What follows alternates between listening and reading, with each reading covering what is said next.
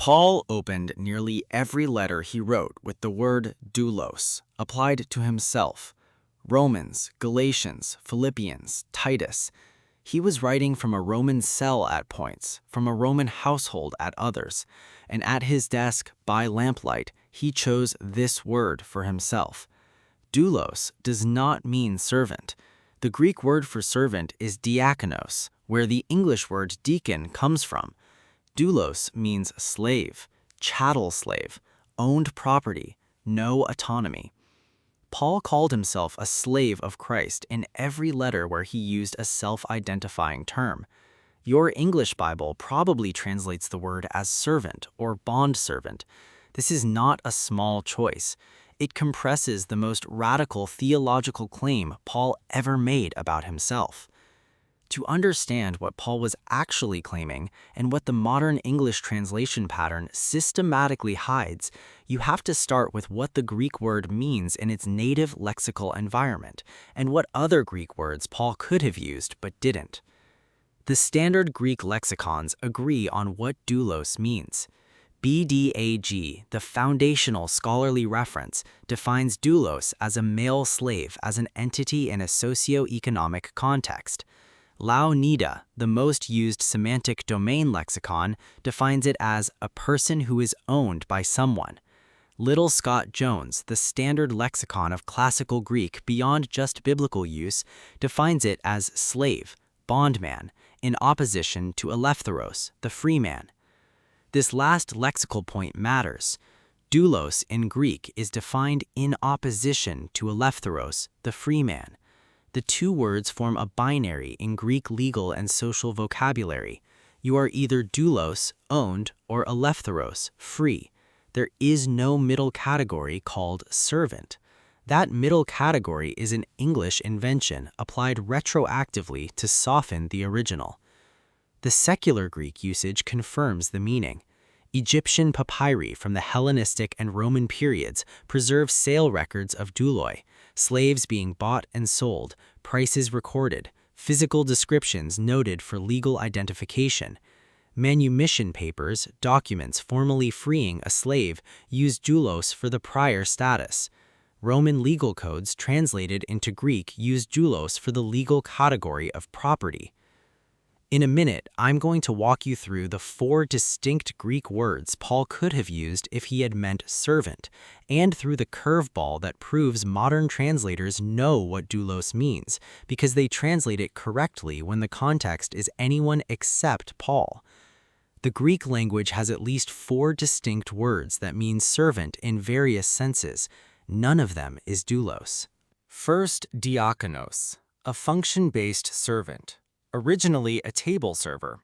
This is where the English word deacon comes from. Paul uses diakonos frequently. Phoebe is called a diakonos of the church at Cenchrea, Romans 16:1. Christian ministers are called diakonoi. Second, oiketes, a household servant. Still technically a slave in a household context, but the relational rather than the legal aspect is emphasized. The word appears in 1 Peter 2:18. Third, hyperetes, literally an under-rower, the rower in the lower bank of a Greek warship, metaphorically an assistant or subordinate. Paul uses this in 1 Corinthians 4:1. Let a man so account of us as of the ministers of Christ. Paul had this word available.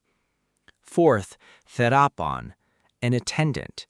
Used in Hebrews 3:5 of Moses, faithful in all his house as a therapon, a dignified word, a word that elevates the one described. In his letter openings, the formal self-introduction of every Pauline letter, Paul did not use any of these 4 words. He used doulos. He chose the harshest term available. The choice was deliberate. He had options. He went with slave. A little later, I'll show what that surrender actually means theologically. But first, the curveball that proves the modern translation pattern is choice, not necessity. Here is what most English Bible readers have never been walked through. The same modern translations that render doulos as servant when Paul applies it to himself render the same Greek word as slave in other contexts. Matthew 18, the parable of the unforgiving slave. Luke 18, doth it not think that slave because he did the things that were commanded? Ephesians 6, 5-9, the household codes addressing slaves and masters. Doulos is rendered slaves almost universally. The same Greek word, different translation. The same translation committees, rendered as slave in narrative contexts about Roman slavery, rendered as servant when Paul applies it to himself.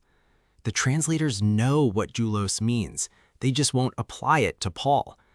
The CSB translation philosophy documents note that slave was the rendering in the earlier HSB, changed to servant in the CSB because focus groups found slave uncomfortable in self-identification context. That note is public.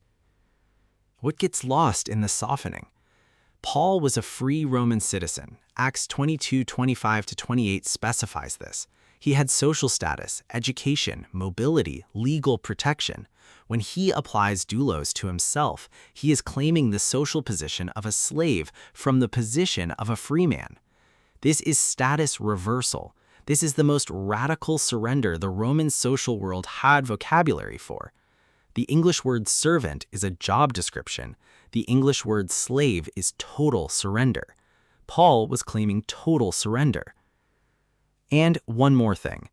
Philippians 2:7 says Christ himself took the form of a doulos. Christ became a slave. Christ emptied himself into slave shape. When Paul applies doulos to himself, he is not making it up. He is imitating what he believed Christ did first. The Christological pattern is incarnation as slave shape, and Paul's self-naming as doulos is participation in that pattern. Servant cannot carry that theological weight. Only slave can. The English Bible reader who has only ever read servant of Christ Jesus has been protected from the radicalism of the claim. If doulos reframed Paul's self-identification, the next video on the channel goes after a different Greek word entirely, because the most famous verse in the Bible, John 3:16, uses a word that the traditional translation has read as only begotten for 1,500 years, but the Greek etymology probably means something else entirely, and the difference shapes how Christians have read the doctrine of Christ ever since.